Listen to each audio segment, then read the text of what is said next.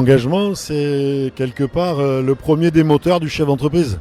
Le chef d'entreprise, il est engagé et tous les jours, il redémarre son engagement, il recommence. Et puis le chef d'entreprise, il est engagé pour ses collaborateurs, il est engagé pour ses clients, il est engagé pour ses fournisseurs, il est engagé pour son territoire.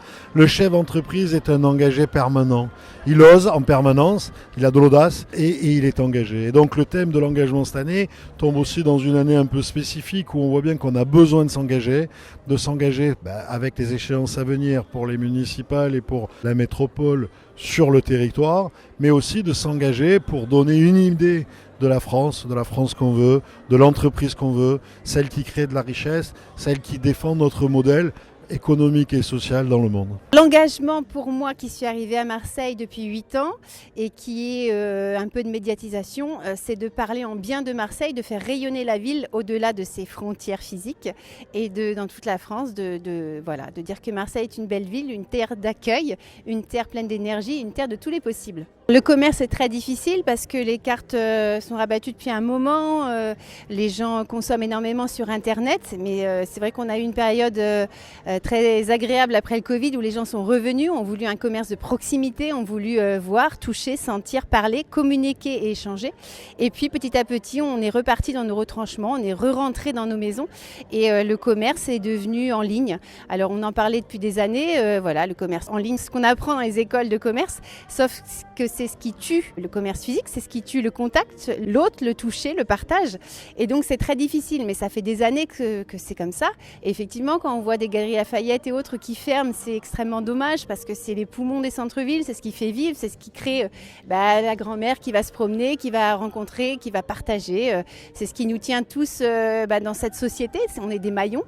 Et voilà, c'est assez dommage. Maintenant, nous, en tant que commerçants, on essaie de se réinventer, de rebondir, de réagir pour que le commerce dure et qu'on puisse encore une fois être des lieux de partage. Nous, ce qu'on souhaite, c'est simple. C'est que les élus qui vont lire ces propositions se disent « mais mince, pourquoi on n'y a pas pensé ?» et surtout, pourquoi on ne l'a pas fait ? Et encore plus, eh bien on va le faire. Voilà. Donc c'est la mise en œuvre d'actions du quotidien dont ont besoin nos entreprises, nos collaborateurs, nous chefs d'entreprise, notre territoire pour continuer à se développer et aller encore mieux. Toute l'économie marche sur la confiance. Là, on est dans un autre niveau, on est dans le niveau de confiance qui se décide tous les jours à l'Assemblée nationale avec la loi des finances de la sécurité sociale et puis les décisions qui sont prises.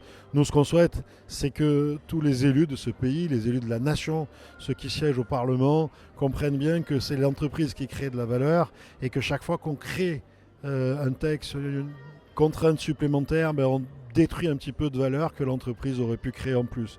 Et donc, il faut arrêter de considérer que sans créer de valeur, on pourra partager quelque chose. Ça s'appelle partager la misère.